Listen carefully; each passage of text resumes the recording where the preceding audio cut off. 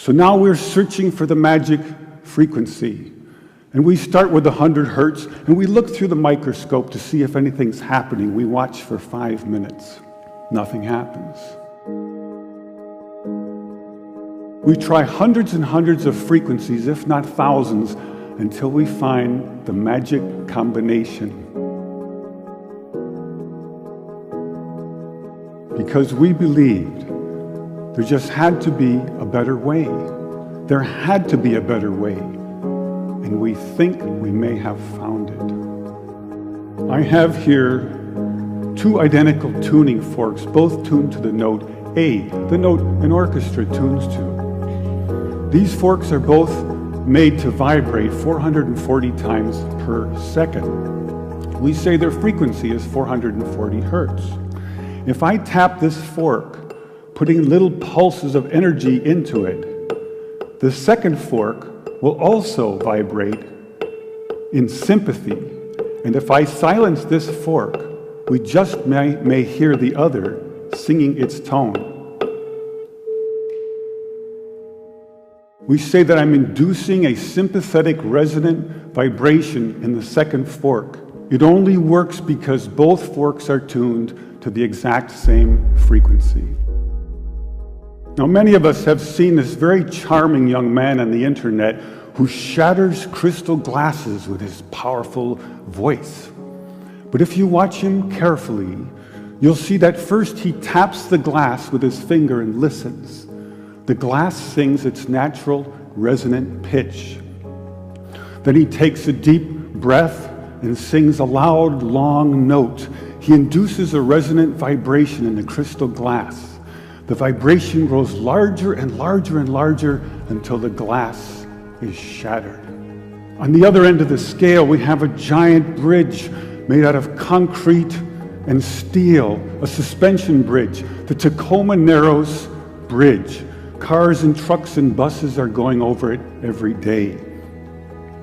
And unfortunately, where they built this bridge, there was a steady wind blowing across it.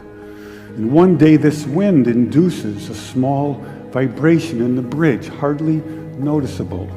But the frequency of the vibration matches the resonant frequency of some part of the bridge. And the vibration gets larger and larger and larger until the bridge collapses into the river below.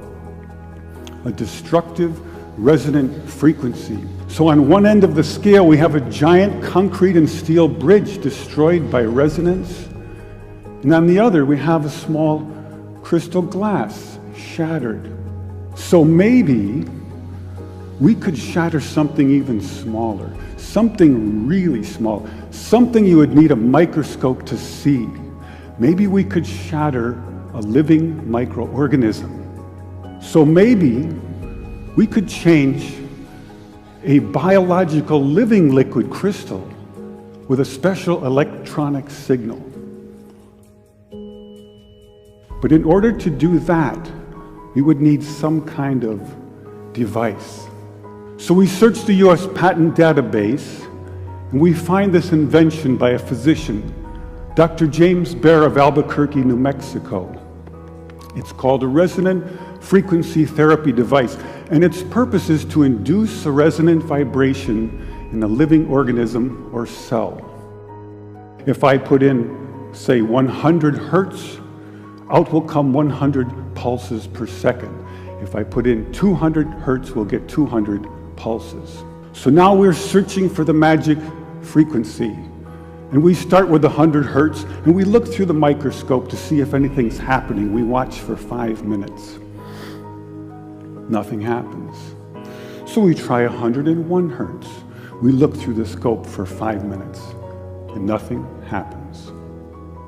So we try 102, 103, and so on. Over the course of 15 months, we try hundreds and hundreds of frequencies, if not thousands, until we find the magic combination. The answer is you have to have 2 input frequencies, one low, one high, and the higher frequency must be 11 times the lower. It's what we musicians would call the 11th harmonic. And when we add the 11th harmonic, we begin to shatter microorganisms like a crystal glass. These are the first videos taken. We showed these videos to our friends in the biology department. They said they hadn't seen anything quite like it. Seems to be a new phenomenon. These organisms are being shattered by our electronic signals.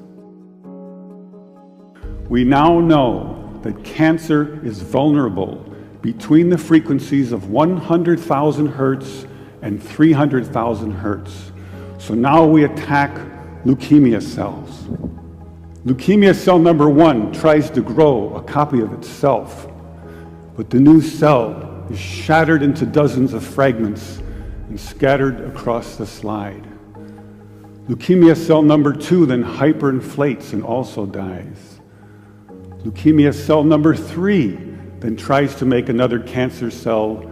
The new cell is shattered and the original cell dies.